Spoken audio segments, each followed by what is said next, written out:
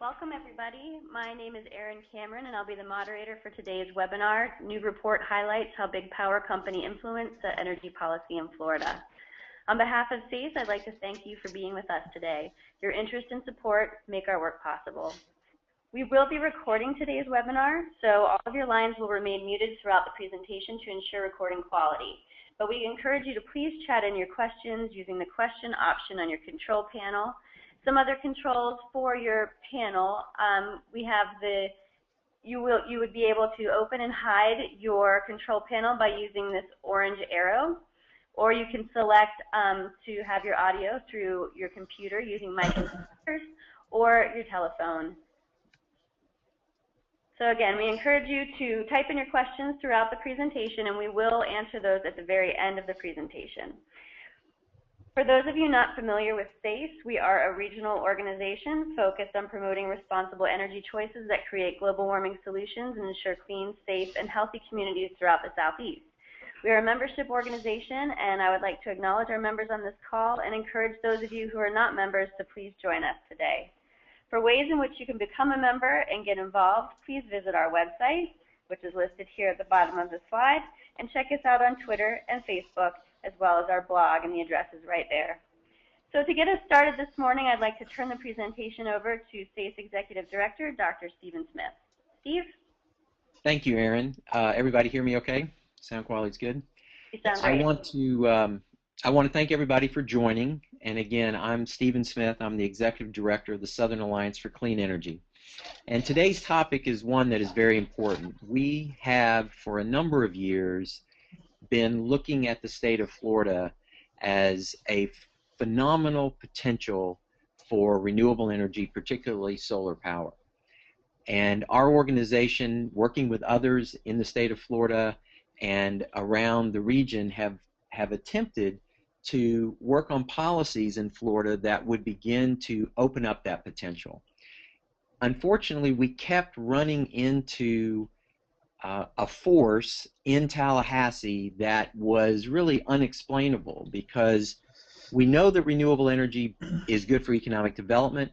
We know that the state of Florida needs renewable energy to diversify their power mix, and we've seen economic development opportunities in other states that have this type of market. Florida is the third largest market in the United States for solar power, and it is going to become the third largest state population-wise, and it is the largest state that does not have a coherent energy policy. And so we kept running into these issues with the state of Florida, and particularly in Tallahassee.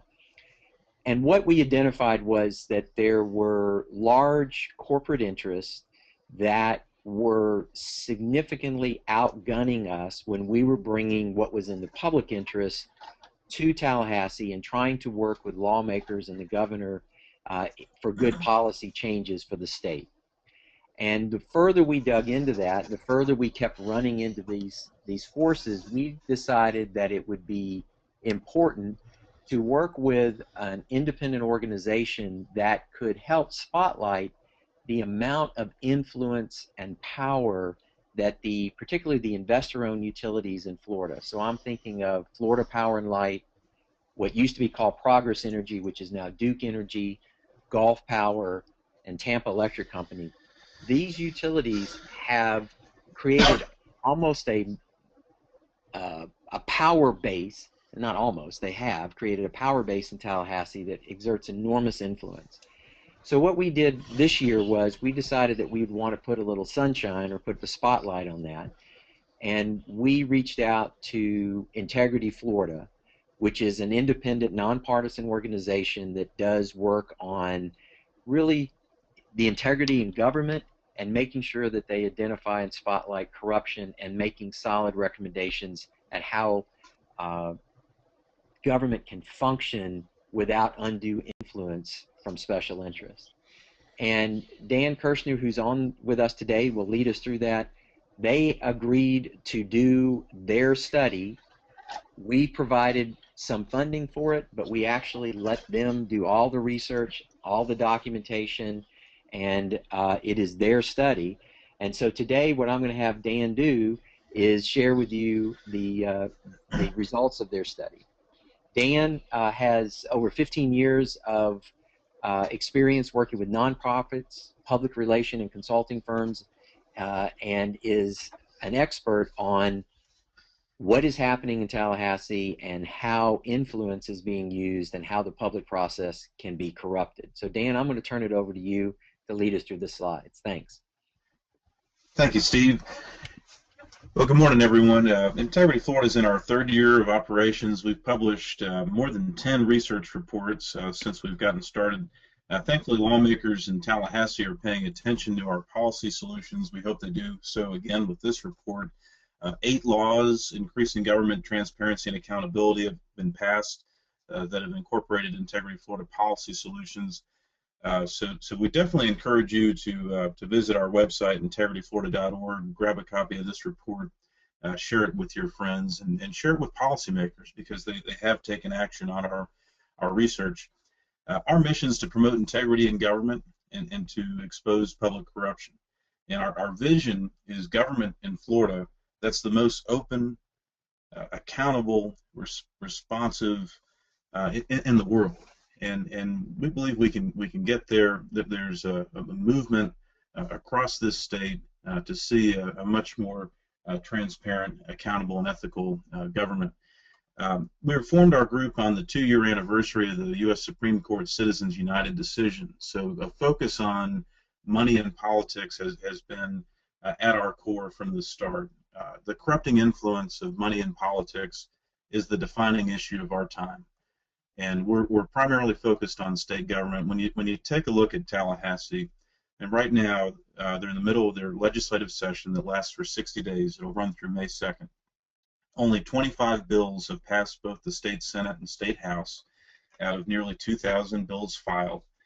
And you can trace the agenda and the bills that are moving to the funders. We're increasingly seeing a system that is driven by the campaign donors and the lobbyists. We have, to give you the statewide perspective, our 160 state lawmakers are outnumbered 11-to-1 by lobbyists. The industry itself, legislative lobbyists were paid more than $130 million in 2013. And then the political contributions, where we have this endless cycle of fundraising, our lawmakers received more than $300 million in political contributions just in the last election cycle. That's the lawmakers, political parties, and PACs that are influencing them. So you have all this money driving the conversation, setting the agenda, and it certainly applies to the issues around public policy on energy. So our report, we sought to examine the political influence of Florida's largest electric utilities. And the question we have is, these are regulated monopolies, the companies that Steve mentioned. How much money is acceptable? How much money should they be spending on lobbying and political campaigns with cash from your power bill? Is it appropriate for them to do that? And what were some of the policy outcomes of their lobbying and campaign work? And we found, and we document in the report, just a series of endless lobbying for issues that end up increasing the rates of electricity in the state of Florida. So we have our Florida Legislature increasingly setting its agenda and policy outcomes based on the needs of large political donors rather than the public interest. We had a case this year where this is the beer battle in Florida, where you have the large Budweiser distributors versus the Made in Florida breweries that are making beer, craft brewers in Florida. And the Senate President said directly that he was going to be on the side of whatever his major campaign donor told him to support on that issue. So the level of candor about siding with campaign donors, who's writing the larger checks and has the larger army of lobbyists, it has gotten out in the open in a way like never before in Tallahassee. We have a legislature that it's not broken, it's bought. And that's the pattern that exists for our electric utilities. Let me look back on the slide here. We can go ahead and advance to the next slide, Aaron, please. So this is the cover of our report, Power Play, Political Influence of Florida's Top Energy Corporations. Wrote this in partnership with Ben Wilcox, who some of you in Florida would know as a former head of Common Cause, and he's done good work with the League of Women Voters. We also had a contributor in the report at the end that is a fascinating read. It's by former State Senator Mike Fasano. Gives an insider perspective of the influence of the electric utilities on lawmakers. You know, as someone who worked in the process as a lawmaker for about 20 years, it's a great read, and we're grateful he contributed his perspective. And Brad Ashwell also assisted us with the report. Brad certainly has tracked consumer issues for a number of years. If we go to the next slide, please. So this was an editorial cartoon that ran in the Tampa Bay Times after the report, and you know, we're grateful when our findings, our research can be summed up in one phrase, let alone a cartoon, an image that symbolizes our findings, and this is fairly accurate. You have a state legislature that is basically doing what the four largest electric utilities want them to do, and us as you know, we as taxpayers and the public interest are the victims of this current scenario. And this is what we wanted to document, just the facts of the money going in and the policy outcomes where utilities are winning rather than consumers and the public interest. Next slide, please. And the next slide, please.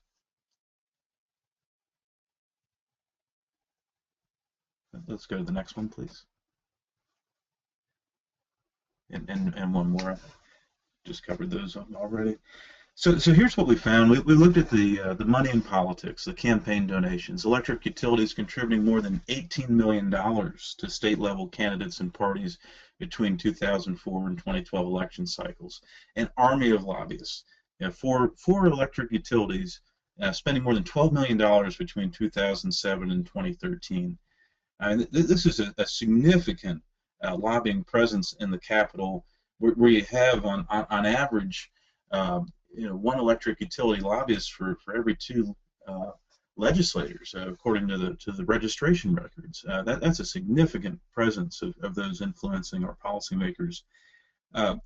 Just a ton of revolving door and cronyism. You'll see in the report just this constant rotation of regulators going to the electric utilities and to their consulting firms, and even sitting state lawmakers that do work with their law firms for electric utilities, and or their firms represent them as clients. And what they end up doing, I mean, one is it might be unusual to know that to learn that our state lawmakers are actually, some of them are actually lobbyists. They lobby local government, and it seems like you ought to pick a side, be a legislator or be a lobbyist. But that's what we found, and then we tracked the endless cycle of rate increases for the electric utilities and anti-consumer regulations. Next slide, please. And this just gives you the size and scope of the four companies we're talking about. You know, $17 billion in revenues. They're serving more than 7 million customers in the state.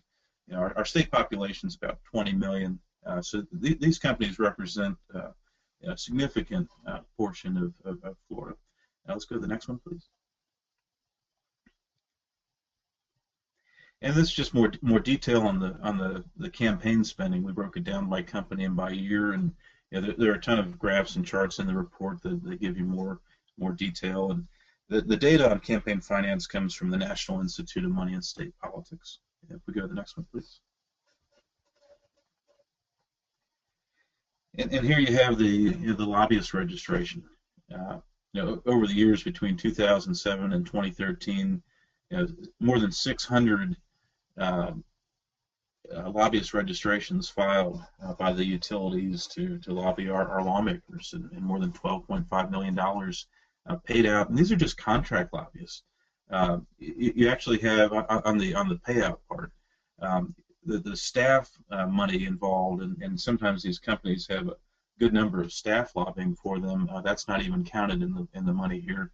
The staff are counted in the registered lobbyists, but not in the payout. Let's go to the next one, please.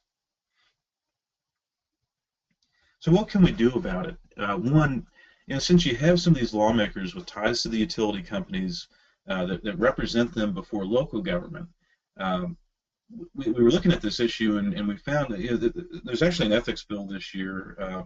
It's Senate Bill 846 by Senator Jack Latvala, and it's going to ban local elected officials from lobbying the legislature. So say a local county commissioner wanted to lobby on behalf of a power company before the legislature. They're allowed to do that now, but this bill would ban that. So we're just recommending, let's make that a uniform ethics rule for legislators and local officials. Apply that same standard to yourself, because we document in the report at least one case of a sitting state legislator, Senator Miguel Diaz de la Portilla, lobbying local government officials for Florida Power and Light. And you have current state Senator Chris Smith, who in between his legislative service did some lobbying for the power companies as well. We have internal government watchdogs at the Public Service Commission, and they're investigating questions about fraud, waste, and abuse that might be going on, but their reports aren't online, and we're recommending that they do so. There's a bill in the legislature by Senator Soto and Representative Clellan, both from the Orlando area, that would do that. If internal government watchdogs doing good work, writing good reports, let's put their work product online for us to see. Same thing here with gift disclosures and client disclosures. We had to put in public records requests to take a look at the what's called a quarterly client disclosure. Our legislators who work for law firms or represent sometimes electric utilities as a client, they disclose that, but you wouldn't know it exists because that record's not online, and it should be. Same with gifts. Our officials disclose when they receive a gift, but it's on paper and it needs to be online. When it comes to following money in politics, so much of our the campaign money at the state level in Florida is dominated by vendors or companies seeking something from state government or the Public Service Commission, and that added detail should be disclosed. Let's tell the public for contributions from a vendor or a regulated utility. Let's make that clear on the money in politics tracking website. And most importantly for us as consumers, our electric bills should tell us more. They need to be unbundled with full disclosure of where our money is going.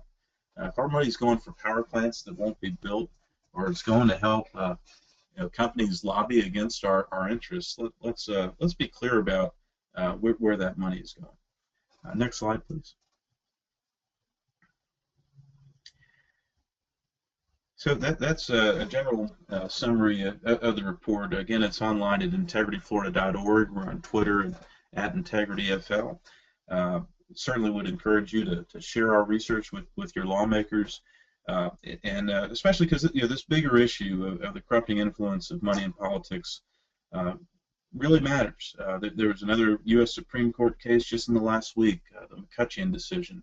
And we need to have a broader national conversation about what corruption means and how we deal with this corrupting influence of money in politics that is moving our policymakers further and further away from the public interest. And Steve, I'll kick it back to you. Be happy to answer any questions. Yeah, and I'm going to give it to Jen here in just a second, but I want to give a real-time issue that we're dealing with in this legislative session just to show how timely this is.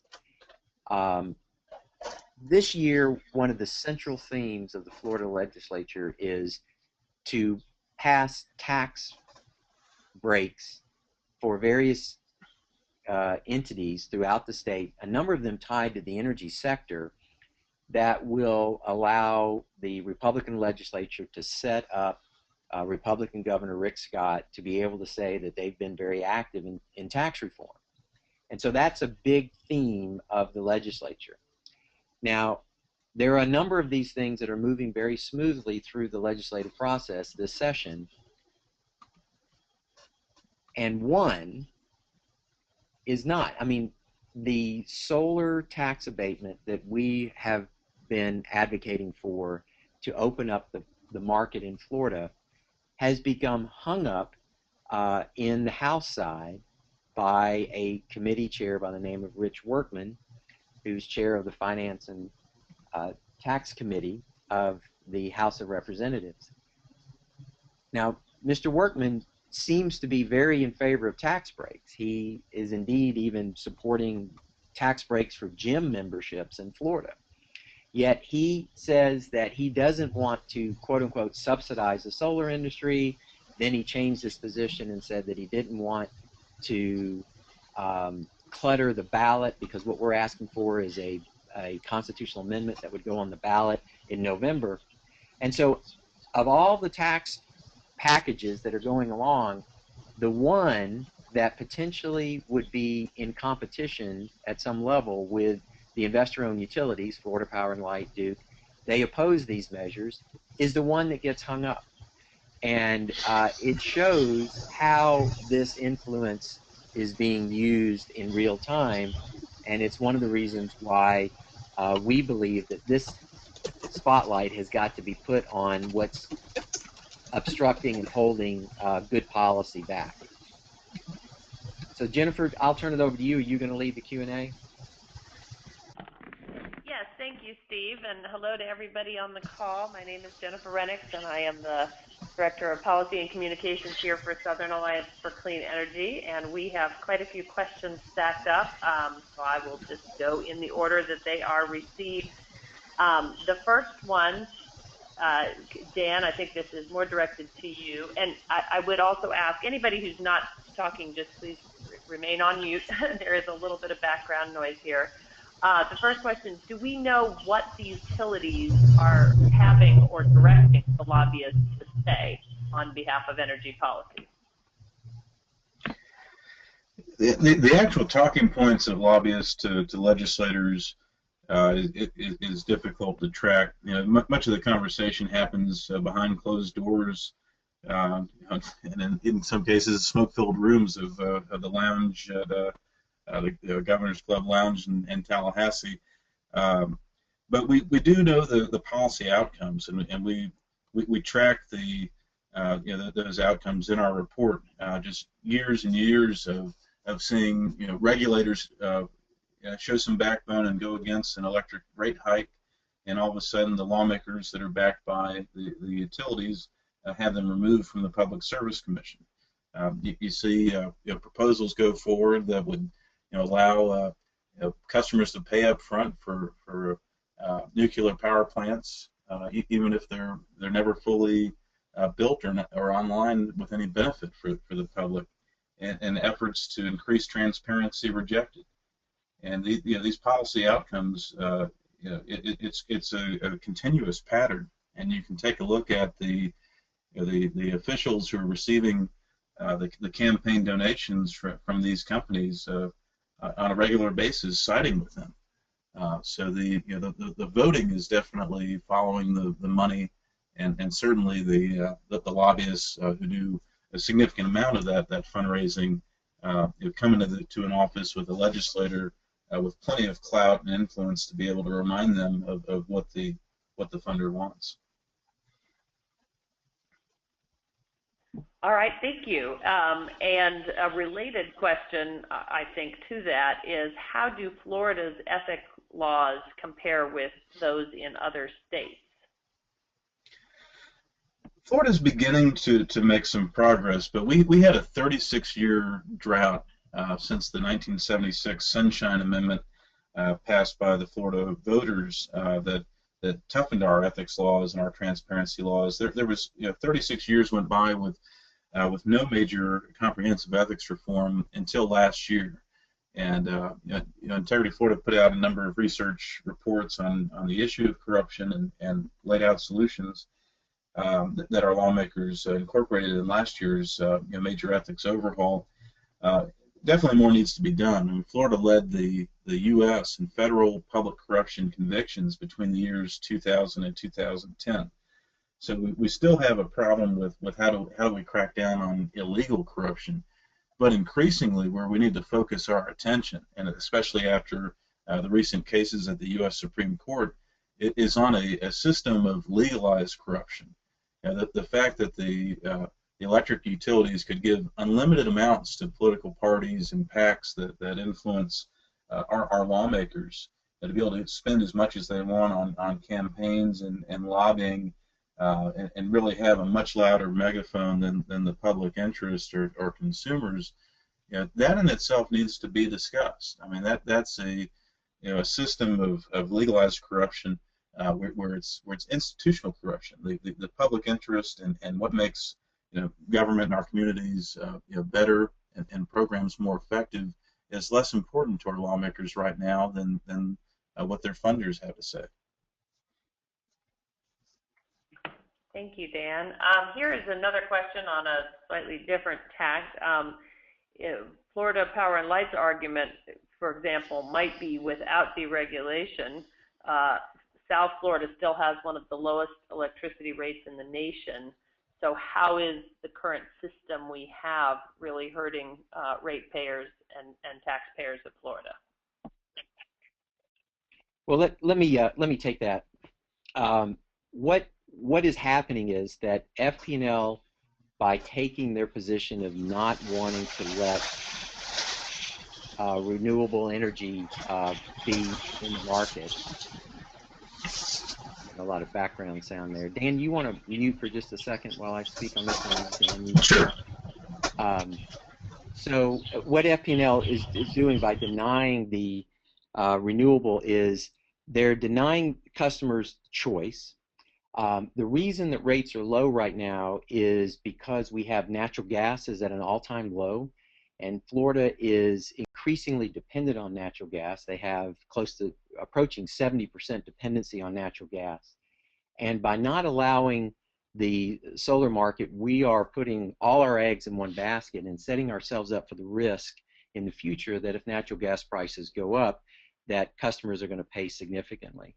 And so the other thing is that the utility should not have the right to deny customers choice if they want to generate solar power and they want to have the ability to work with third-party leasing companies to be able to buy those costs down, because what solar would provide is over the long run, it will be a hedge against any future rate increases that would come.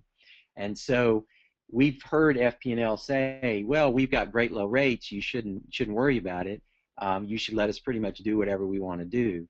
And that's just not the way it works. When you have a monopoly, you have rules you're supposed to play by. You're not supposed to bring undue influence to the Public Service Commission.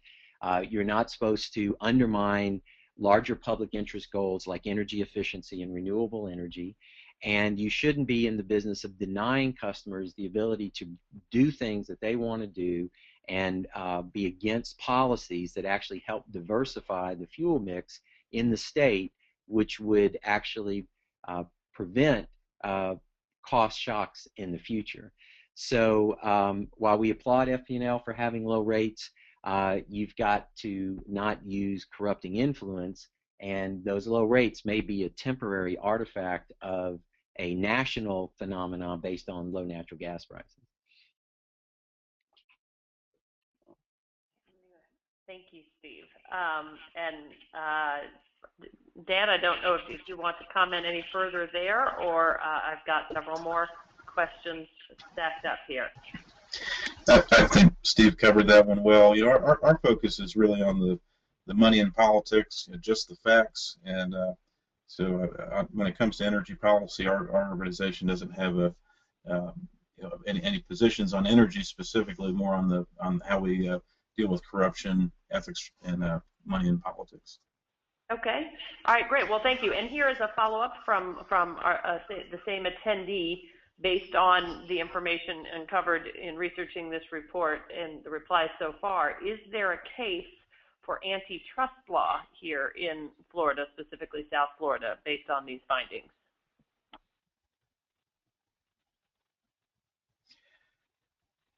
I'm not an attorney, so I'd have to defer back to Steve, or if there are any legal experts on the call.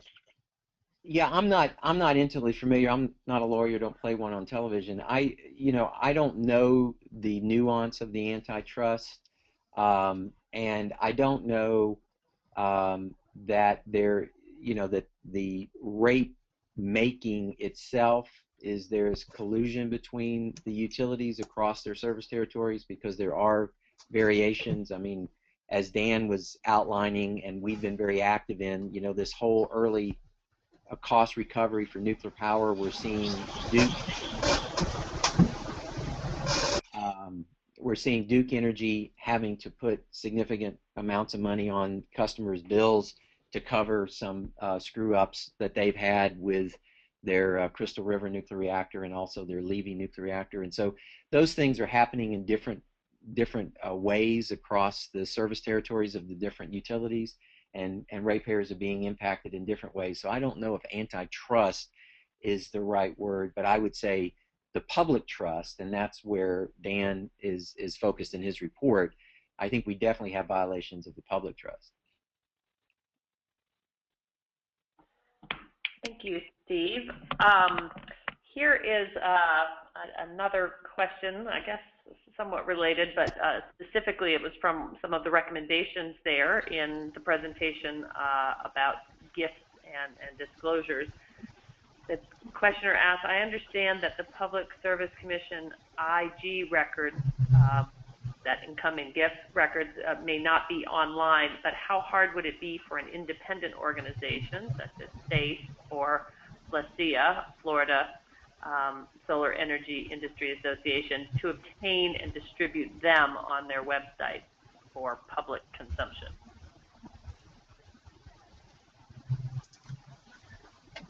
I think that would be that's something we need to do. Integrity Florida has started to put some of those records online on our website, integrityflorida.org, at least with our lawmakers, and we're gathering public records now on Inspector General reports. So let me see if we have I'll check and see if we have the Public Service Commission on there. But we'll definitely be putting that kind of information on integrityflorida.org. Yeah, and I just want to emphasize this report hopefully is the beginning of maybe a series where we look at with Integrity Florida, look at other aspects of the administration and others that may be, so that we get a full accounting of all the different ways that influence is being leveled in Tallahassee. And I think the more we can do to get this stuff into the public domain and easily accessible, so that citizens understand how their interests are being represented or not being represented in Tallahassee, is very important for an informed electorate and for a functioning democracy. So we would do all we can to help in that process, and I think Integrity Florida is doing a great job of putting the spotlight on a lot of this, and we would encourage them to continue to do that in any way we can help, because again, these are just the facts, ma'am. I mean, Integrity Florida is putting this stuff out, and the facts speak for themselves, and I think that you can begin to see the patterns when you have access to the information that has largely been behind closed doors. Thank you, Steve and Dan. And speaking of which, the next question we have here is, how does power utilities lobbyist spending and the campaign contributions, which if I remember in the report was $12 million and $18 million respectively, how do those amounts compare to the spending and contributions in other industries in Florida? Our report found that only real estate and insurance spent more on political campaigns in the same period of time than these four companies. I mean, these four companies alone, not even an entire industry sector. And that's what we wanted to shine a light on, that you have these traditional regulated monopoly utilities spending at such a high level that it needed some spotlight, some transparency, and some dialogue about the political influence of these companies, how their investments in this process have been profitable, and the outsized influence that they have on public policy, you can just follow the money, and it's clear what's putting them in a position to have the kind of influence on the agenda setting and on the policy outcomes that they've had.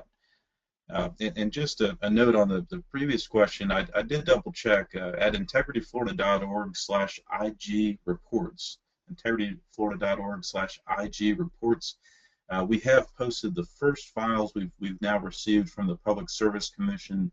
Looks like we have about 10 of their internal Inspector General investigative reports that we've posted online, and we'll keep doing so. Take a look at those if you would. We're in the process of getting these for every agency of state government and doing a deep dive investigation into these reports. But if you see something in there that stands out to you about the Public Service Commission, let the good folks at SACE know, let Integrity Florida know, and we'll work together to bring more light on the findings in those reports.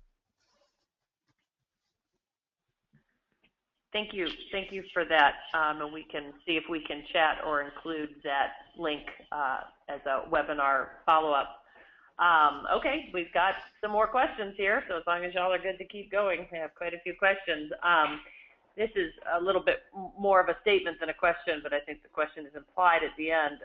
Florida Power and Light is actively arguing that customer-owned renewable generation cannot exceed consumption on an account-by-account basis, which is not the intent or explicitly qualifying limit in the net metering rule.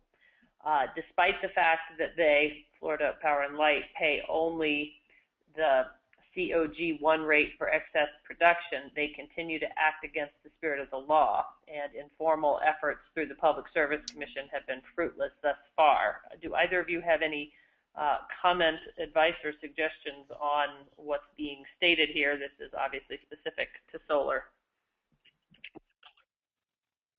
Well, I certainly would want, this is Steve, I'd certainly want to follow up with the questionnaire in more detail. I think part of our whole purpose is that we need to put a brighter spotlight on all these various ways that the utilities are obstructing good public policy or not following through on the way that the rules have been written, or if we need to modify the rules to make better public policy, how they're interfering with that. So I don't know that I want to get into the detail on some of the nuance of the net metering, but I would strongly encourage the questioner to reach out to us and let's dig into that more, and there may be some work we can do.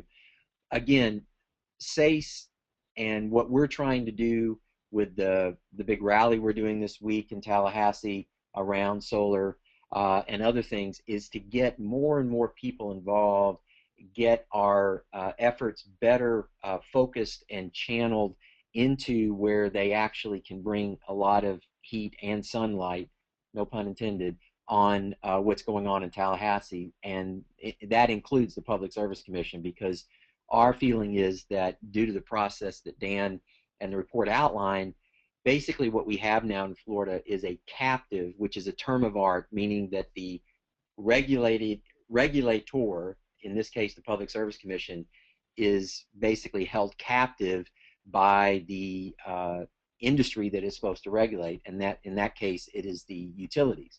And so we're seeing a number of things happening in the Public Service Commission that are not in the public interest. They're in the shareholder interest of the companies, and that's not the way the system is supposed to be worked with the proper amount of checks and balances. And this report gives you some reason why that's happening based on just the sheer amount of money and lobbying horsepower that the utilities unleash on Tallahassee each legislative session. So I would encourage the questioner to stay in touch with us, and let's dig into that on the sidebar. Thank you, and yes, we have his information here. Here's another question. I'm not sure who would be better, Steve or Dan or both. Can utilities rate base the money they spend on the political contributions and lobbying activities?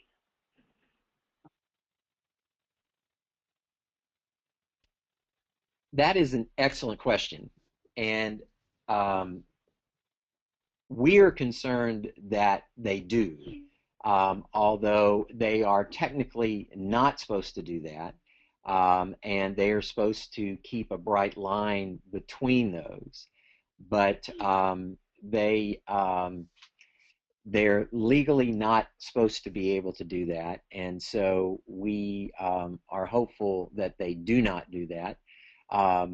But they're making so much money in the profit side of things that they certainly bring a lot of that to the a lot of the money they're making in profit into the process. But people need to understand that the way that the utilities are making money is they have, you know, a direct relationship with customers at an unprecedented level. I mean, that's part of the monopoly that they're given in the sort of contract they have with the state to be able to have the monopoly, and so they're able to aggregate vast sums of money through the services that they provide and the significant profits that they make in providing that service, and it's that activity that enables them to have the tremendous resources that they bring to bear in Tallahassee.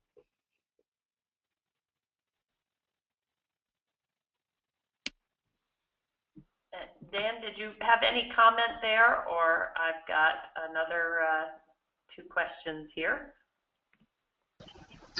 I think Steve covered it well. We can go on to the next. Okay, great. Well, and this is a bit of a comment, but back to an earlier question about antitrust law. Antitrust was used in telecommunications industry to help break up the industry regulatory relationship. And Steve, I don't know if you want to sort of comment a little further on that, whether that might be applicable in this case as well, since we're talking energy and utility regulation.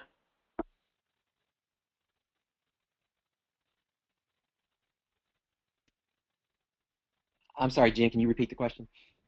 Yes, sorry. So back to that antitrust law question that we had, there was a sort of a statement here that antitrust law was used in the telecommunications realm once upon a time to help break up that industry regulatory relationship. And the questioner also notes that Florida Power and Light previously had started a telecommunications company.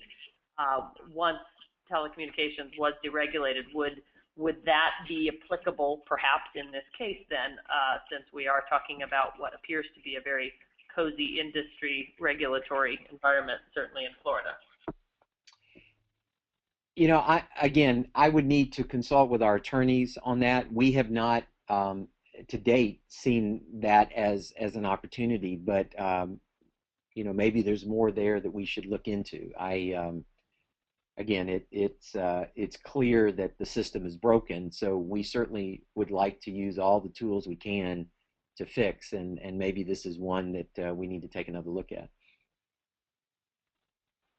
Okay, good. Thank you.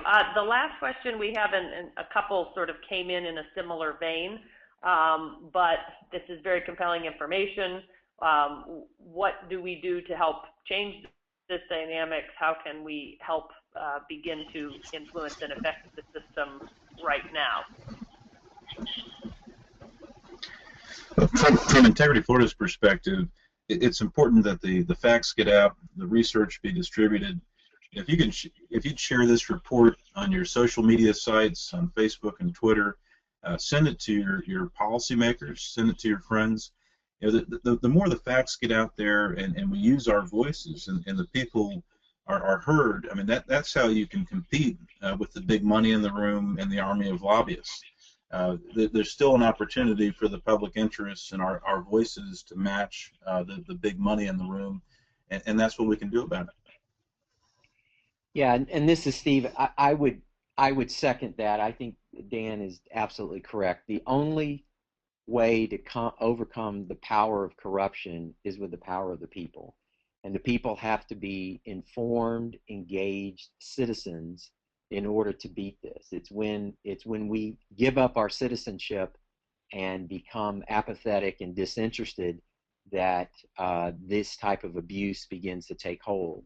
And so from the Southern Alliance for Clean Energy's point of view, we would ask that you actively engage with us. If you're not a member, join. If you're not active in monitoring what we're putting up on our website, our blogs, inform yourself there. We're very active on these issues on Facebook and providing information. And again, on April 10th in Tallahassee, if you're nearby or want to travel to Tallahassee to be part of a large rally, we're calling it the Solar Uprising, is taking place.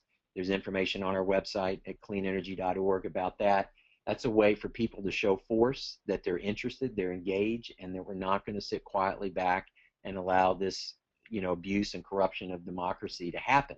So that's really where it makes a difference, and that's where the only way we can overcome this is through good citizenship. And I encourage people to be active and involved as much as they possibly can. And Steve, for anyone listening on this call, if there is more questions about the rally that Steve just referenced, the Solar Uprising, you can find specific information from our homepage, www.cleanenergy.org, and the specific webpage for that is cleanenergy.org/solar uprising. And there's a lot of information, details, links, videos and references and resources, so we do encourage anyone with interest to please go consult that resource right now. That is it for questions. If either of you have any final statements, you sort of said them there at the end of that last question, but if you have any final statements, we are getting close to the top of the hour and we'd like to wrap up on time. Steve or Dan?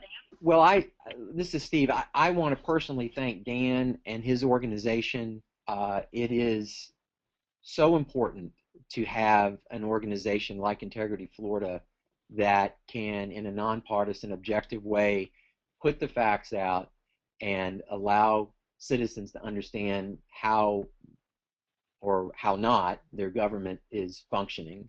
And I believe that it's a great service to have a resource like that. So we applaud Dan and his organization for the important work that they do.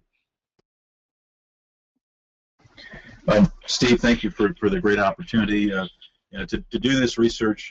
This is a great industry to spotlight for the public, to help the public better understand this issue of the corrupting influence of money in politics. Definitely more to come. And folks, just pay attention election season to the campaign finance reports. Look and see who's funding the candidates on your ballot, and share that information with everyone you know. People do respond to information, and it's increasingly important to look at the campaign donors behind the choices on your ballot, because of the influence they have when they do get elected. And especially in this industry, when you see major contributions from the electric utilities to a candidate on your ballot, it's time to have some dialogue with them, or consider the impact of the choice of going with someone who is funded by this industry versus another. Okay, thanks Dan and Steve and Jen and all of you for being on the call with us today. As Jen mentioned, if you have additional questions, please email them to webinar@cleanenergy.org, and we'll make sure they get to where they need to be. And again, this webinar was recorded, so we'll be posting it on our website, and you will receive a notification once that has been posted. So thanks again, everyone, and have a good day.